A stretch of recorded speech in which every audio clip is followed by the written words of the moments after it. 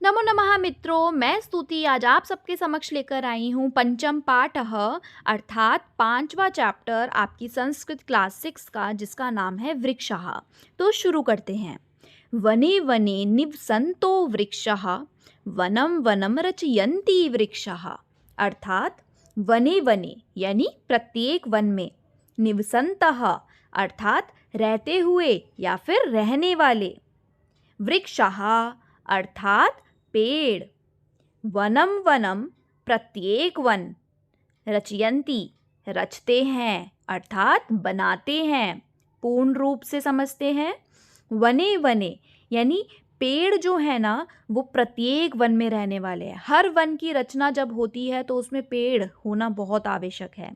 तो ये प्रत्येक वन की रचना करते हैं, अर्थात हम ये कह सकते हैं कि जो वन है उनमें रहने वाले पेड़ों से ही वनों की रचना होती है। आगे बढ़ते हैं। शाखा दौला सीना विहिगः तै किमपि कूजन्ति वृक्षः।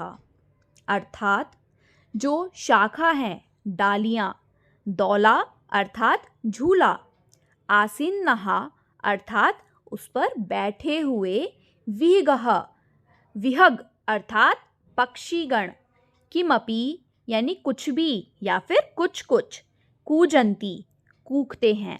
अर्थात पेड़ों की जो शाखा है उसको झूला बोला गया है।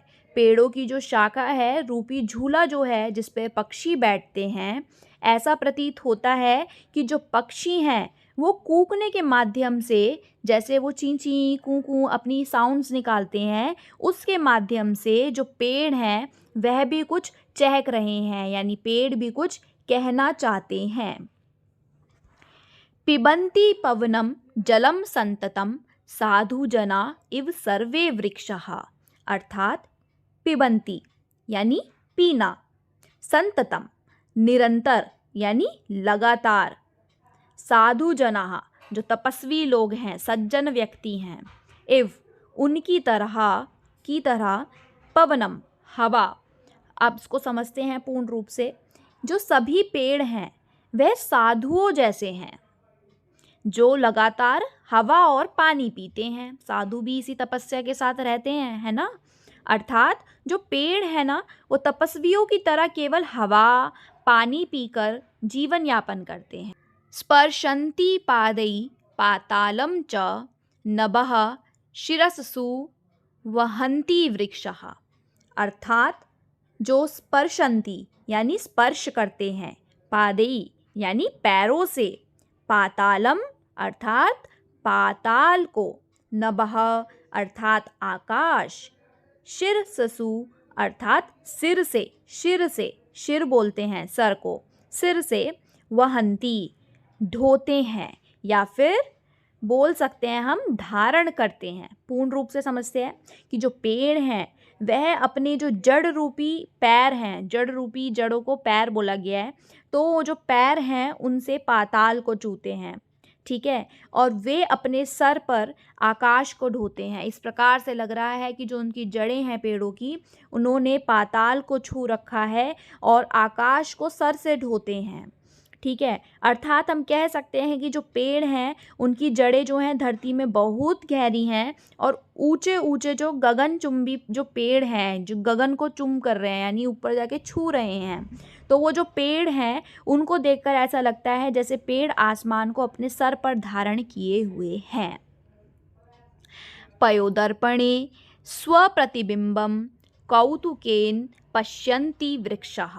अर्थात पयोदर्पणे यानी जल रूपी, पय यानी जल रूपी जो दर्पण है, ठीक है, स्वप्रतिबिंबम जिसमें अपना प्रतिबिंब दिखता है, अपनी परछाई दिखती है, कौतुकेन अर्थात आश्चर्य से, पश्यन्ति देखते हैं।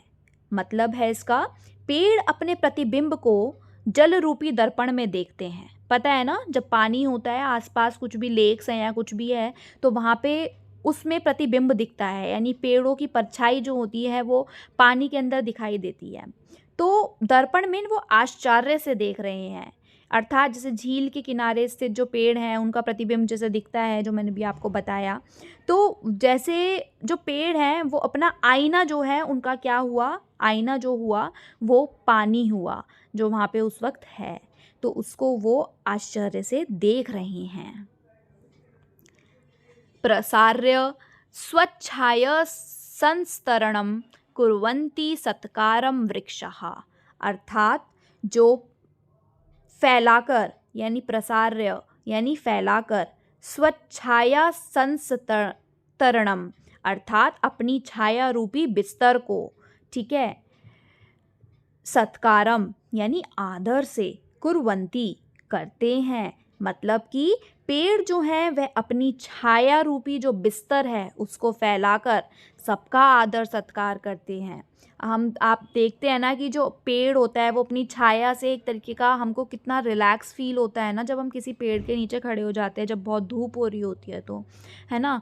तो उसका वो बोल रहे हैं कि जो उसकी छाया है वो एक तरीके का बिछौना है, यानी एक चादर है जिसमें क्या करते हैं हम सभी जीव उसकी छाया में विश्राम करते हैं और वो उनको आमंत्रित करता है कि आप आओ यहाँ पे लो।